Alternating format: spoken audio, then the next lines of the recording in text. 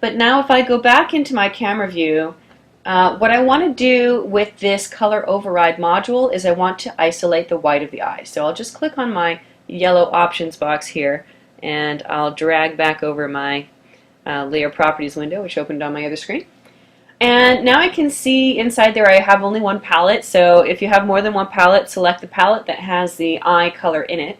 And then it would have been better for me if I labeled these correctly. And this is where it comes into play very importantly about making sure that you're using a naming convention when you're doing your labels. So let me just do this one again, and I'll just rename these really quick, hopefully spelling them correctly. And when you hit enter, it goes directly to the next one, so it makes it really easy to label them all in a row. And I'm just prefixing everything with I so that I know that these all sort of belong together.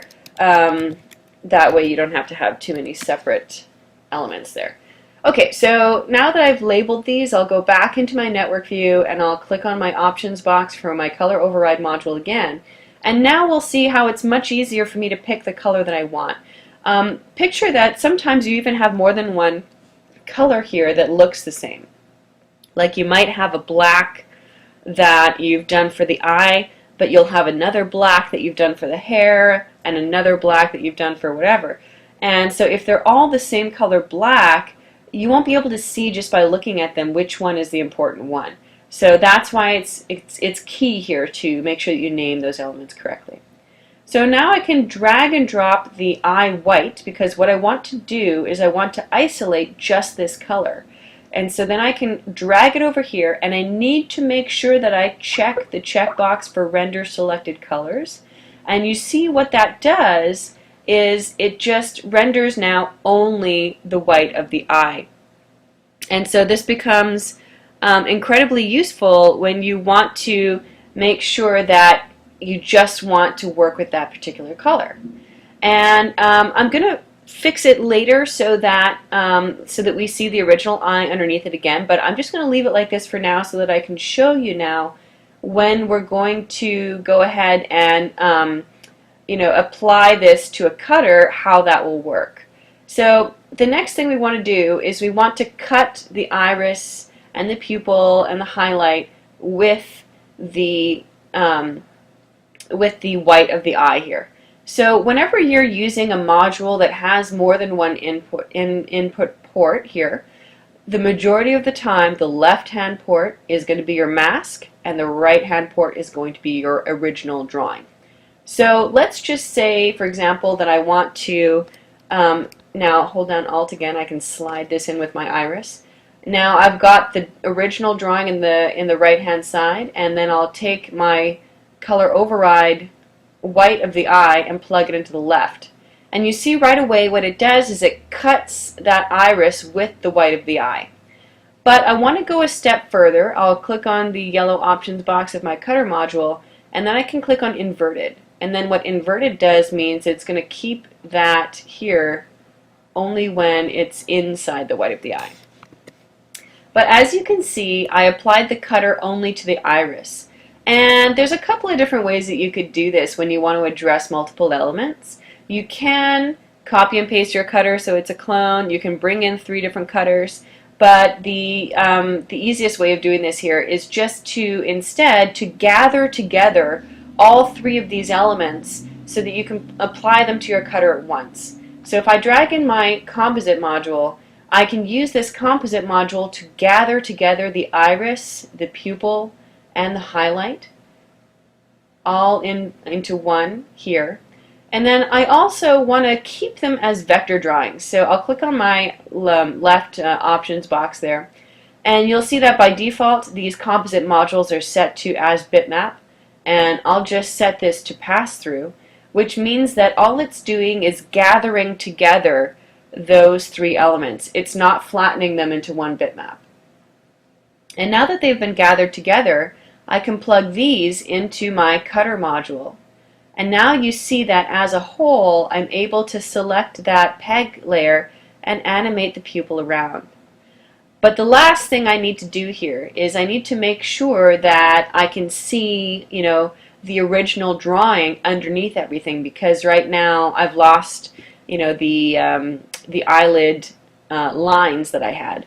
So let's just go ahead and take away this one that's going into the bottom there, and I'm going to replace that one by the original eyelid. So if I just drag and drop the original eyelid down to the composite module, you'll see how now it's going to take a copy of that eyelid layer and drag it down, and then another copy of the eyelid layer is going into that color override in order to isolate the white of the eye to act as the mask for the cutter.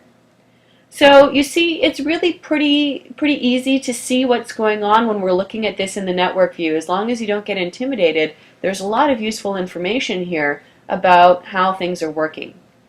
And then I'll just give you one other tip here in terms of when you're animating this around.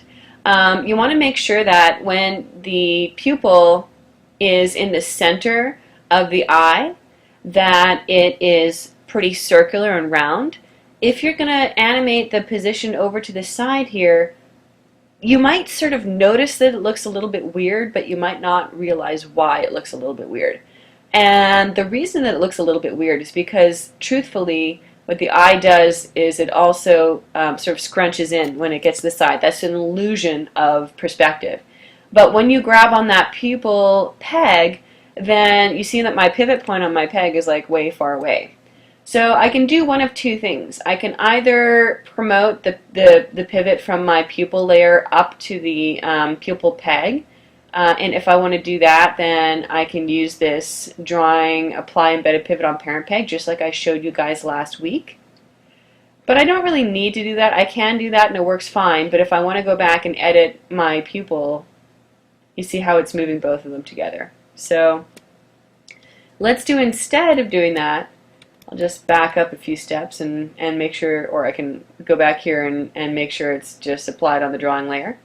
Okay, so now instead of doing that, what I would do in this case, because I want to be able to animate that and I also want to be able to animate my pupil separately, is I can just use my rotate tool and I can drag my, rotate tool, make sure I select my peg layer. I can drag my rotate tool into the center of that eye. And now when I want to animate that eye as a whole, it's going to be easy for me to scrunch it in.